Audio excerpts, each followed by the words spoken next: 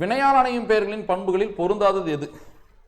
வினையை குறிக்காமல் வினை செய்தவரை குறிக்கும். ஆமா, வினையை குறிக்கவே குறிக்காது வினையால் அணையும் பெயர், வினை செய்தவரை குறிக்கும். இந்த தொழிற்பெயருக்கும் வினையால் அணையும் பெயருக்கும் மேஜர் டிஃபரெண்ட் என்னன்னா, தொழிற்பெயர் பெயர் சொல் தான், வினையால் அணையும் பெயரும் பெயர் சொல் தான்.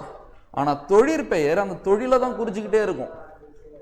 ஆனா இந்த வினையால் அணையும் பெயர் அந்த தொழிலை செய்யறவனை குறிக்கும். ஓடுதல்னா ஓடுன்ற வினையை தானே குறிக்குது. ஓடியவன் என்பது ஓடுன்ற வினையை குறிக்காம எவன் அந்த வினையை செஞ்சானோ அவனை தானே குறிக்குது. ஸோ அப்ப இது கரெக்ட். வினைக்குரிய காலத்தை காட்டும். ஆமா, ஓடியவன் இறந்த காலமா, ஓடுகின்றவன் நிகழ்காலமா, ஓடுபவன் எதிர்காலமா. அந்த வினையால் அணையும் பேர்ல இருக்கிற பியூட்டியே என்னன்னா, அந்த வினையால் அணையும் பேர் பார்த்தீங்கன்னா ஒரு வினை சொல்லோட பண்பையும் கொண்டிருக்கும், பெயர் சொல்லோட பண்பையும் கொண்டிருக்கும். வினையால் அணையும் பெயர்.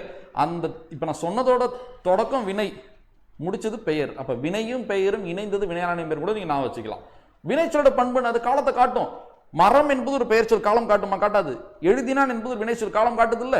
அப்ப அந்த வினையால் அணையும் பெயர் வினை சொல்லுக்கான பண்பான காலத்தையும் காட்டும். பெயர் சொல்லுக்கான பண்பு என்னது? ஒரு பெயர் சொல் தானே வேற்றுமை உருவை ஏற்கும்.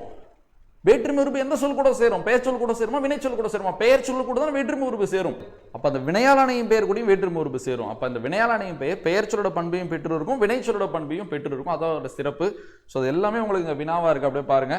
பெயருக்குரிய வேற்றுமை உருவுகளை பெற்று வரும், வினைக்குரிய காலத்தை காட்டும். இது ரொம்ப ரொம்ப முக்கியமானது. மூவிடத்திலும் வரும், முக்காலத்தையும் காட்டும். இதுவும் கரெக்ட். மூவிடத்திலும் வரும், முக்காலத்தையும் காட்டும். முக்காலத்தையும் எப்படி காட்டும்? நான் சொன்னேன், வந்தவன்.